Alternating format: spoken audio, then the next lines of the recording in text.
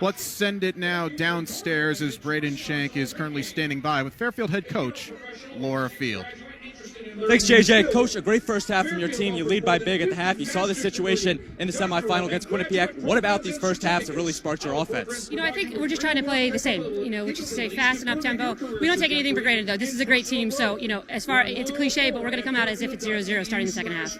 Hey, Coach, how are you going to look to keep the intensity on in the second half, especially with the lures of a MAC Conference Championship in the shadows? Yeah, again, it goes back to fundamentals. I think we need to do a little bit better on fast break stuff. We're getting hit by quick strikes. I think we need to keep the pressure down, meaning ride well, cause turnovers, and be patient on offense. Thank you, Coach. Good luck in the second half. JJ, Abby, back to you.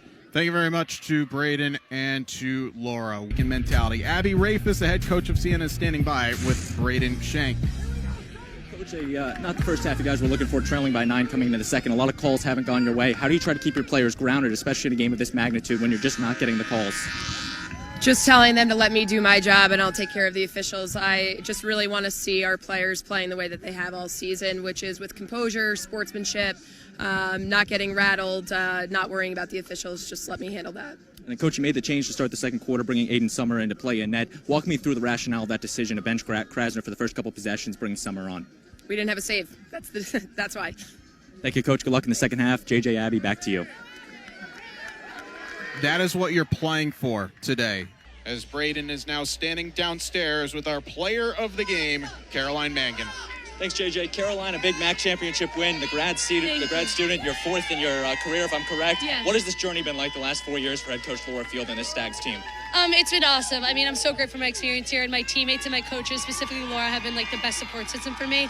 And it's so fun. Obviously, it's so much fun being successful. We've played some amazing teams. We played Siena a bunch of times. Give them a huge congratulations for their season. They're an awesome team, but it's so much fun. It made coming back so easy, and I recommend to everyone to take that year if they have it. The number 2 team in the MAC, the Siena Saints, you held them to 4 goals this afternoon. What worked so well for the defensive as a whole? I think we just stuck to what we know. We've been working a lot on our 1s and 2 slides, and I think that we just trust each other, and we have such an amazing ride. Credits to our attack, and I think that we took risks when we knew it was right, and it worked in our favor. Final question for you, Caroline. Tonight you're going to hear the Fairfield name called in the selection show. How special is that to play in the 5th consecutive NCAA tournament for Fairfield University, and how special is it, again, to hear that name called? Oh, it's amazing. It's the best time. And last year we were short of 1 goal to Syracuse, and we're hoping that maybe we can win this first round this year. It's awesome. I love this team, and I wouldn't want to do it with anyone else. Thank you, Caroline. Congratulations on the MAC championship win. JJ, back to you.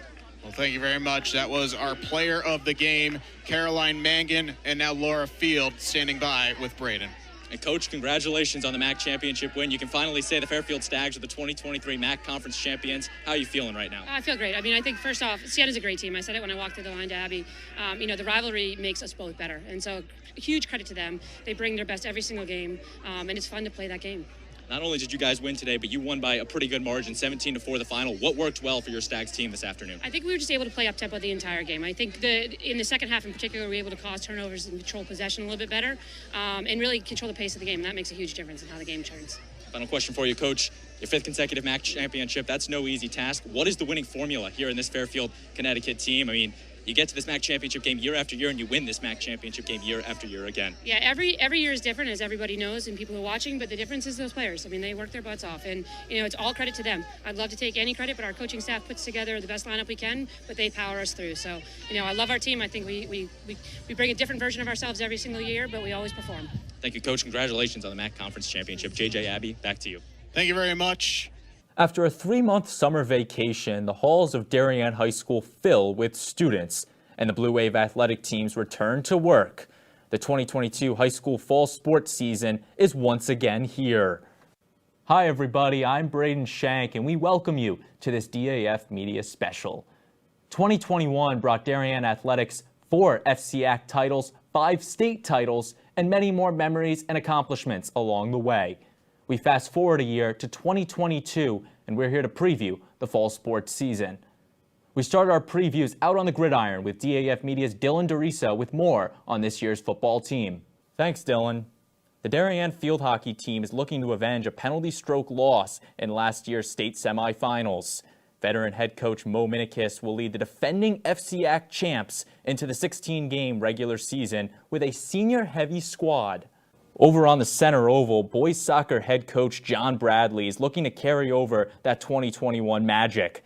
A near upset of the number 1 seeded Xavier in the state quarterfinals is where Darien left it, but the Blue Wave has some unfinished business after the 9-1-5 regular season a year ago. On the girls' side of the ball, the Wave posted a 6-8-1 record a year ago and upset Southington in overtime in the state playoffs. Darien returns many senior spark plugs from that team, along with a dash of new talent. The story of the 2021 Blue Wave girls volleyball team was dominance, except against the Greenwich Cardinals. The team won 21 matches but fell in the FCAC title game and state semifinals to those Cardinals. With only one player lost to graduation, Darien returns most of that squad from a year ago. The Wave looks to end their 8-year drought of bringing home a piece of championship hardware. A lot has changed in 4 decades at Darien High School, but one thing has remained constant for Blue Wave boys lacrosse, and that is head coach Jeff Braymeyer manning the sideline. This marks Coach B's 40th season at the helm of Darien lacrosse, and after 19 FCAC championships, 14 state titles, and thousands of players later, Coach B has built quite the resume. In 1984, the DHS boys lacrosse team was transitioning from a club team to a varsity sport. Young Jeff Braymeyer, who'd coached DHS football and swimming, was interested in the head baseball coach position, yet he agreed to become the school's first varsity lacrosse coach. Despite knowing little about the sport, Coach B took this program under his wings, and 39 seasons later stands alone as the all-time winningest lacrosse coach in Connecticut history.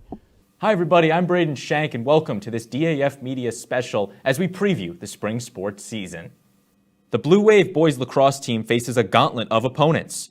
With new division realignments, Darien's schedule features matchups with 8 out-of-conference teams and 5 nationally ranked opponents. Head coach Jeff Braymeyer enters his 40th season, and the players hope to make it a memorable one. After losing to New Canaan last year in the FCAC final and state final, the Darien girls lacrosse team is on a mission. Returning 5 All-FCAC first-teamers, as well as the 2022 FCAC Coach of the Year Lisa Lindley, the Wave have the pieces for another deep postseason run.